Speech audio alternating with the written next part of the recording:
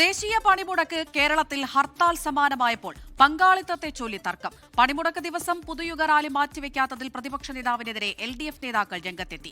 ജാഥ മാറ്റിവെക്കാത്തത് പണിമുടക്കിനെ അപമാനിക്കലാണെന്ന് CITU അഖിലേന്ത്യാ general secretary Elamaram Kareem പറഞ്ഞു. കേന്ദ്ര ഗവൺമെന്റിന്റെ തൊഴിലാളി വിരുദ്ധ നയങ്ങൾക്കെതിരെ ദേശവ്യാപകമായി നടന്ന ഒരു പണിമുടക്കിന് ഇന്ത്യൻ നാഷണൽ കോൺഗ്രസ് പിന്തുണ പ്രഖ്യാപിച്ചിട്ടുണ്ട്. ആ പണിമുടക്ക് ദിവസം രാഷ്ട്രീയമായി UDF ഒരു ജാഥ പ്രതിപക്ഷ നേതാവിൻ്റെയും UDF നേതാക്കളുടെ നേതൃത്വത്തിൽ നടക്കുന്നത് ഈ പണിമുടക്കിനെ അപമാനിക്കലാണ്. പണിമുടക്കുയർത്തുന്ന തൊഴിലാളികളുടെ വികാരത്തെ അംഗീകരിക്കുന്നില്ല ഞങ്ങൾ എന്ന ഒരു പ്രതികരണമാണ് അല്ലെങ്കിൽ സന്ദേശമാണ് അവർ നൽകുന്നത്. ജനജീവിതം സ്തംഭിപ്പിക്കുന്ന രീതി കാലഹരണപ്പെട്ടതെന്ന് VD സതീശൻ പ്രതികരിച്ചു.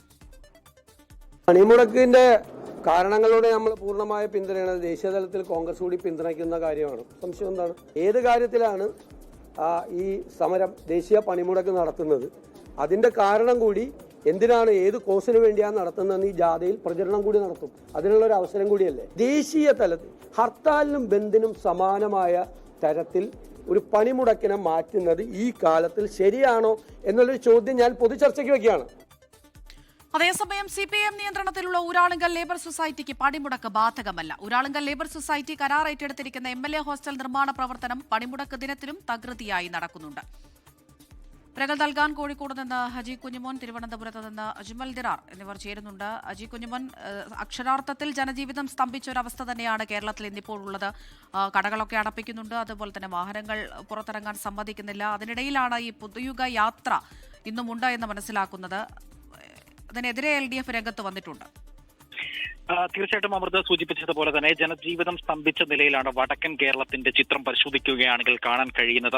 അതിനിടയിലാണ് പ്രതിപക്ഷ നേതാവ് നയിക്കുന്ന പുതുയുഗ യാത്ര കോഴിക്കോട് ജില്ലയിൽ പര്യടനം നടത്തുന്നത്. പണിമുടക്ക് ദിവസം യാത്ര നടത്തുന്നതിനെതിരെ വലിയ തരത്തിലുള്ള വിമർശനങ്ങളൊക്കെ ഇന്ന് CPM അനുകൂല സംഘടനകളും CITU അടക്കമുള്ള സംഘടനകളിൽ നിന്നൊക്കെ ഉണ്ടായി.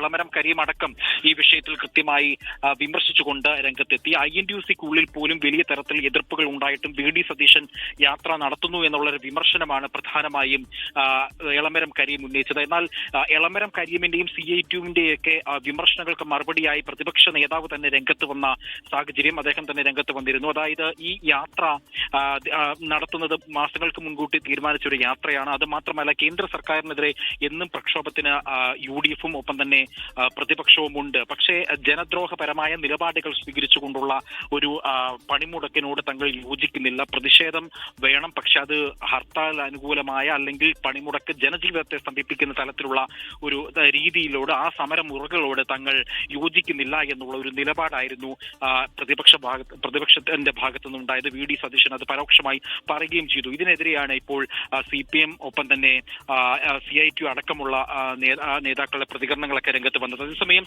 ഈ പണിമുടക്കിനോടനുബന്ധിച്ച് കോഴിക്കോട് പുതിയങ്ങാടിയിൽ സ്കൂൾ അടപ്പിക്കാൻ വേണ്ടി CITU പ്രവർത്തകരെത്തി. അവിടെ CITU പ്രവർത്തകരും നാട്ടുകാരും തമ്മിൽ സംഘർഷവും വാക്കേറ്റവും ഉണ്ടാകുന്ന സാഹചര്യങ്ങളൊക്കെ ഉണ്ടായിരുന്നു. അധ്യാപകരെ മർദ്ദിക്കാൻ ചെല്ലുന്ന സാഹചര്യങ്ങളൊക്കെ ഉണ്ടായിരുന്നു. ഇങ്ങനെ ഒറ്റപ്പെട്ട സംഭവങ്ങൾ ഒഴിച്ച് വടക്കൻ കേരളത്തിൽ കാര്യമായ ക്രമസമാധാന പ്രശ്നങ്ങളൊന്നും തന്നെയില്ല. അമൃത, ലോകത്തെവിടെയായാലും ഏത് സമയത്തും 24 വാർത്തകളും ഓഗ്മെന്റഡ് റിയാലിറ്റി പാക്കേജുകളും എക്സ്പ്ലെയിനറുകളും വിശദമായി കാണാൻ ഞങ്ങളുടെ YouTube ചാനൽ നിങ്ങൾക്ക് സബ്സ്ക്രൈബ് ചെയ്യാം.